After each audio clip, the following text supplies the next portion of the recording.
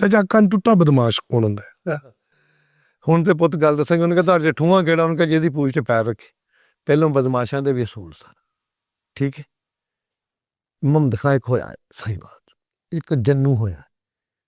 ਉਹ ਜੰਨੂ ਔਰਤ ਨੂੰ ਨਹੀਂ ਲੁੱਟਦਾ, ਭਾਵੇਂ ਸਾਹਮਣੇ ਉਹਨੂੰ ਜੇਵਰ ਫੜਾ ਦਿੱਤਾ ਜਾਵੇ। ਜਿਹੜਾ ਇੱਜ਼ਤ ਦਾ ਡਾਕੂ ਹੈ ਨਾ ਜੀ, ਉਹਨੇ ਡਕੈਤੀ ਜ਼ਰੂਰ ਕੀਤੀ ਹੈ, ਉਹਨੇ ਇੱਜ਼ਤ ਤੇ ਡਾਕਾ ਨਹੀਂ ਮਾਰਿਆ। ਤੇ ਜਿਹੜਾ ਕੰਨ ਟੁੱਟਾ ਬਦਮਾਸ਼, ਬਦਮਾਸ਼ੀ ਅੱਛਾ ਲਫ਼ਜ਼ ਨਹੀਂ ਆ, ਦੇਖ ਪੁੱਤ, ਬਦਮਾਸ਼ ਬੁਰਾ ਪੇਸ਼ਾ। ਅੱਛਾ ਨਹੀਂ। ਅਗਰ ਗੈਰਤਮੰਦ ਕਰਦਾ ਬਦਮਾਸ਼ੀ, ਦੇਖੋ ਜਿਹੜਾ ਗਰੀਬ ਨੂੰ ਲੁੱਟਦਾ, ਜਿਹੜਾ ਫੇਰੀ ਵਾਲੇ ਰੇਹੜੀ ਵਾਲੇ ਨੂੰ ਲੁੱਟ ਲੈਂਦਾ ਹੈ। ਦੇਖੋ ਇਹੋ ਜਿਹੇ ਵੀ ਚੌਧਰੀ ਪਿੰਡਾਂ 'ਚ ਹੈਗੇ ਆ ਕਿ ਜਿਹੜੇ ਮੰਗਣ ਆਉਂਦੇ ਉਹਨਾਂ ਕੋਲ ਲੋਡ ਕਰਾਉਂਦੇ ਆ, ਉਹ ਵੀ ਚੌਧਰੀ ਕਹਾਉਂਦੇ ਆ, ਚੌਧਰੀ ਉਹਨਾਂ ਨੇ ਲਿਖਿਆ। ਤੇ ਜਿਹੜੇ ਚੌਧਰੀ ਕਹਾਉਂਦੇ ਉਹਨਾਂ ਲਿਖਿਆ ਨਹੀਂ। ਉਹ ਰੱਬ ਲੋਕਾਂ ਦੇ ਦਿਲ 'ਚ ਪਾਉਂਦਾ। ਉਹ ਮੇਰਾ ਰੱਬ ਕਹਿੰਦਾ ਇਹਦੀ ਇੱਜ਼ਤ ਕਰ ਬੇਟਾ। ਇਹ ਘੁਮਾਉਣ ਨਾਲ ਨਹੀਂ ਗੱਲ, ਨਾ ਬੋਰਡ ਲਾਉਣ ਨਾਲ, ਨਾ ਲਿਖਣ ਨਾਲ, ਨਾ ਸ਼ੋਰ ਪਾਉਣ ਨਾਲ। ਹੁਣ ਵੇਖੋ ਇਹ ਮੀਡੀਆ ਹੈ ਨਾ, ਲੋਕ ਦਿਲ 'ਚ ਇਹ ਆ ਵੀ ਮੈਂ ਫੇਮਸ ਹੋ ਜਾ। ਤੂੰ ਜਿਸੇ ਅਤਾ ਕਰੇ ਬੇਤਲਬ, ਖੁਦਾ ਦੀ ਕਸਮ ਤੇ ਮੇਰਾ ਪੁੱਤਰ ਲੱਗਣਾ, ਪੂਰੀ ਦੁਨੀਆ ਰਲ ਕੇ ਤੇਰਾ ਬੁਰਾ ਚਾਹਵੇ, ਤੇਰਾ ਰੱਬ ਚਾਹਵੇ ਤੇਰਾ ਬੁਰਾ ਨਹੀਂ ਹੋ ਸਕਦਾ। ਤੇਰਾ ਰੱਬ ਤੇਰੇ ਨਾਲ ਹੋਵੇ। ਰੱਬ ਤੇਰਾ ਤੇਰੇ ਨਾਲ ਉਹਨਾਂ ਚਿਰ ਜਿੰਨਾ ਤੇਰੀ ਨੀਅਤ ਠੀਕ ਹੈ। ਬੇਟਾ ਕਿਸੇ ਦੀ ਪਗੜੀਆਂ ਛਾਲਾਂ ਦੀਆਂ ਪਗੜੀਆਂ ਆਪਣੀਆਂ ਕਦੀ ਨਹੀਂ ਬਚੀਆਂ। ਜਿਹੜੇ ਪਗੜਾਂ ਦਾ ਇਸਤਰਾਮ ਕਰਨ, ਇੱਜ਼ਤਾਂ ਦਾ ਇਸਤਰਾਮ ਕਰਨ, ਸਫੈਦ ਬਜ਼ੁਰਗਾਂ ਦਾ ਇਸਤਰਾਮ ਕਰਨ, ਇੱਜ਼ਤਾਂ ਉਹਨਾਂ ਦੀਆਂ ਬਚਦੀਆਂ ਹੁੰਦੀਆਂ। ਪਰ ਜਿਹੜੇ ਲੋਕਾਂ ਦੀ ਇੱਜ਼ਤ ਦਾ ਤਹਫ਼ੁਜ਼ ਕਰਦੇ ਨੇ, ਜਿਹੜੇ ਲੋਕਾਂ ਦੀ ਇੱਜ਼ਤਾਂ ਛਾਲ ਦੇ ਪੁੱਤ, ਉਹਨਾਂ ਦੀ ਇੱਜ਼ਤਾਂ ਕਦੀ ਨਹੀਂ ਬਚੀਆਂ। ਤੂੰ ਮੇਰਾ ਕਮਲਾ ਪੁੱਤ ਹੋ। ਵੇਖੋ ਇੱਕਦਮ ਜੀ ਬਾਤ ਹੈ, ਇਹ ਖੂਹ ਦੀ ਆਵਾਜ਼ ਹੈ। ਤੁਸੀਂ ਬੱਚੇ ਨੂੰ ਬੁਲਾਉਂਦੇ ਹੋ, ਮੌਲਾ ਕਾਇਨਾਤ ਹੱਕ ਦੇ ਇਮਾਮ ਫਰਮਾਉਂਦੇ ਨੇ, ਬੱਚਾ ਬੋਲਦਾ ਤਰਬੀਅਤ ਉਹ ਵਾਲਿदैन ਦੀ ਬੋਲਦੀ। ਅਗਰ ਅੱਛੇ ਤਰੀਕੇ ਨਾਲ ਬੋਲਦਾ, ਅਸੀਂ ਬੱਚਿਆਂ ਨੂੰ ਨਾ ਜੀ ਪਿੰਡ ਦੀ ਇੱਕ ਲਿਸਟ ਦਿੰਦੇ ਹਾਂ।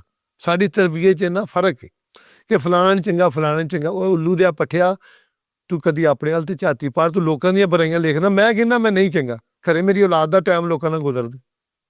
ਅਸੀਂ ਬੱਚਿਆਂ ਨੂੰ ਮਾੜੇ ਲਿਸਟ ਦਿੰਦੇ ਬੰਦਿਆਂ ਦੀ ਬਣਾ ਕੇ ਇਹਨਾਂ ਦਾ ਖਿਆਲ ਰੱਖੀ, ਕਿਉਂਕਿ ਉਹ ਆਪ ਨਹੀਂ ਠੀਕ। ਮੈਨੂੰ ਕਸਮ ਚੁਕਾ ਲਾ, ਮੈਂ ਕੁਰਾਨ ਤੇ ਹੱਥ ਰਖਾ ਲਾ ਰੋਜ਼ਾਂ ਦਾ ਮਹੀਨਾ, ਮੈਂ ਆਪਣੇ ਬੱਚੇ ਨੂੰ ਕਿਹਾ ਫਲਾਣੇ ਬੰਦੇ ਨਾਲ ਨਾ ਬੋਲਿਓ।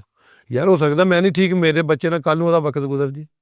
ਹਾਂ ਇੱਕ ਗੱਲ ਦਾ ਖਿਆਲ ਰੱਖੋ, ਜਿਹੜਾ ਤੁਹਾਡੇ ਵਾਲਿदैन ਦਾ ਨਹੀਂ ਬਣਿਆ ਉਹ ਤੁਹਾਡਾ ਨਹੀਂ ਬਣੇਗਾ। ਅੱਛਾ, ਉਹ ਕਦੀ ਨਹੀਂ ਬਣੇਗਾ। ਬੱਚੇ ਦਾ ਹੱਕ ਬਣਦਾ। ਦੇਖੋ ਯਜ਼ੀਦ ਦਾ ਪੁੱਤਰ ਜਦੋਂ ਆਇਆ, ਉਹਨੇ ਕਿਹਾ ਮੇਰਾ ਬਾਪ ਗਲਤ ਸੀ। ਹੁਣ ਜੇ ਪੜ੍ਹਿਆ ਨਾ, ਜੇ ਬੱਚਾ ਪਹਿਲੋਂ ਕਿਰਦਾਰ ਵੇਖੇ, ਇਹਦੇ ਵਿੱਚ ਮੇਰੇ ਬਾਪ ਦਾ ਕਿਰਦਾਰ ਗਲਤ ਹੈ ਜਾਂ ਇਹਦੇ ਮੁਖਾਲਫ ਦਾ ਕਿਰਦਾਰ ਗਲਤ। ਅਗਰ ਬਾਪ ਦਾ ਕਿਰਦਾਰ ਗਲਤ ਆ ਤੇ ਪੁੱਤਰ ਪਿਓ ਨੂੰ ਆਖੇ ਅੰਦਰ ਬਾ ਕੇ ਕਾਬਾ ਜੀ ਆਪਾਂ ਗਲਤ ਆ, ਇਹ ਆਪਾਂ ਗਲਤ ਕਰ ਰਹੇ ਤਾਂ ਸਾਡਾ ਬੁਰਾ ਕਰ ਰਿਹਾ। ਇਨਸਾਨੀਅਤ ਇਹਦਾ ਨਾਮ। ਤੇ ਜੇ ਦੁਸ਼ਮਣ ਦਾ ਕਿਰਦਾਰ ਗਲਤ ਆ ਤੇ ਫਿਰ ਉਹ ਦੁਸ਼ਮਣ ਤੇ ਅੱਗੇ ਡਟਿਆ ਰਹੇ। ਮੇਰੇ ਹੱਕ ਦਾ ਇਮਾਮ ਦਾ ਫਰਮਾਨ ਹੈ, ਜਿਹੜਾ ਬੰਦਾ ਤੁਹਾਡੇ ਨਾਲ ਮਗਰੂਰੀ ਨਾਲ ਬਾਤ ਕਰੇ, ਤੁਸੀਂ ਮਗਰੂਰੀ ਨਾ ਕਰੋ। ਜ਼ਾਲਮ ਅੱਗੇ ਆਸਤਾ ਬੋਲਣਾ ਬੋਇਦੁਲੀ ਆ, ਮਜ਼ਲੂਮ ਅੱਗੇ ਉੱਚੀ ਬੋਲਣਾ ਬੋਇਦੂ। ਮਜ਼ਲੂਮ ਅੱਗੇ ਨਜ਼ਰਾਂ ਵੀ ਨੀਵੀਆਂ ਰੱਖੋ, ਲਹਿਜਾ ਵੀ ਨਰਮ ਰੱਖੋ। ਜ਼ਾਲਮ ਅੱਗੇ ਆਵਾਜ਼ ਵੀ ਬੁਲੰਦ ਰੱਖੋ, ਨਜ਼ਰਾਂ ਵੀ ਉੱਚੀਆਂ ਰੱਖੋ। ਜੁਰਤ ਨਾਲ ਬੋਲੋ ਅਗਰ ਤੁਸੀਂ ਜ਼ਾਲਮ ਦਾ ਸਾਹਮਣਾ ਕਰਨਾ ਹੈ। ਅਗਰ ਤੁਸੀਂ ਨਹੀਂ ਕਰਦੇ ਫਿਰ ਤੁਸੀਂ ਬੋਝਦੇ ਲਓ। ਮਜ਼ਲੂਮ ਤੇ ਜ਼ੁਲਮ ਕਰਨ ਨੂੰ ਨਾ ਡੱਕਣਾ ਮਜ਼ਲੂਮ ਤੇ ਜ਼ੁਲਮ ਕਰਨ ਦੇ ਬਰਾਬਰ। ਦੋਹਾਂ ਗੱਲਾਂ ਦਾ ਬਹੁਤ ਖਿਆਲ ਰੱਖੋ। ਮੌਲਾ ਕਾਇਨਾਤ ਨੇ ਖਲੀਫਾ ਆਪ ਦਾ ਨਾ ਫੈਸਲਾ ਕਰ ਰਿਹਾ, ਤੂੰ ਕੀ ਬੋਲ ਰਿਹਾ ਸੀ? ਆਪ ਨੇ ਉੱਥੇ ਨਹੀਂ ਕਿਹਾ, ਰਾਤ ਨੂੰ ਸਰਕਾਰ ਨੇ ਫਰਮਾਇਆ ਕੱਲ੍ਹ ਨੂੰ ਫੈਸਲਾ ਨਹੀਂ ਕਰਨਾ। ਉਹਨੇ ਕਹੀ ਮੌਲਾ ਕੋਈ ਗਲਤੀ ਹੋਈ? ਆਪ ਨੇ ਫਰਮਾਇਆ ਤੇਰੀ ਆਵਾਜ਼ ਸਾਲ ਤੋਂ ਕੀ ਜਾ ਰਹੀ ਸੀ। ਹਾਂ ਠੀਕ ਹੈ, ਇੱਥੇ ਲੋਕ ਕੀ ਬੋਲਦੇ ਨੇ ਦਬਾਉਣ ਵਾਸਤੇ। ਲੇਕਿਨ ਜ਼ਾਲਮ ਨਾਲ ਜਦੋਂ ਬਾਤ ਕਰੋ ਜੁਰਤ ਨਾਲ ਤੇ ਤਕੜੇ ਹੋ ਕੇ ਕਰੋ। ਅਗਰ ਤੁਹਾਨੂੰ ਲੱਤ ਰੱਖ ਕੇ ਬਹਿੰਦਾ ਨਾ, ਪਰ ਇੱਕ ਤੈਨੂੰ ਬਹਿਣਾ ਨਹੀਂ ਚਾਹੀਦਾ ਕਿ ਹਲੇ ਪੈਰ ਕਰਕੇ। ਮੈਂ ਅੱਗੇ ਵੀ ਕਹਿ ਚੁੱਕਾ, ਜਾਨੂੰ ਕਿ ਪੈਰ ਥੱਲੇ ਕਰਨੇ ਤੇ ਤੁਸੀਂ ਉਹਦੇ ਵੱਲ ਨੂੰ ਕਰ ਲਓ। ਜੁਰਤ ਦਾ ਆਵਾਜ਼ ਜਵਾਬ ਜੁਰਤ ਨਾ ਦਿਓ, ਲੇਕਿਨ ਮਜ਼ਲੂਮ ਅੱਗੇ ਉੱਚੀ ਨਾ ਬੋਲੋ। ਮਜ਼ਲੂਮ ਅੱਗੇ ਨਜ਼ਰ ਵੀ ਨੀਵੀਂ ਰੱਖੋ, ਲਹਿਜਾ ਵੀ ਨਰਮ ਰੱਖੋ।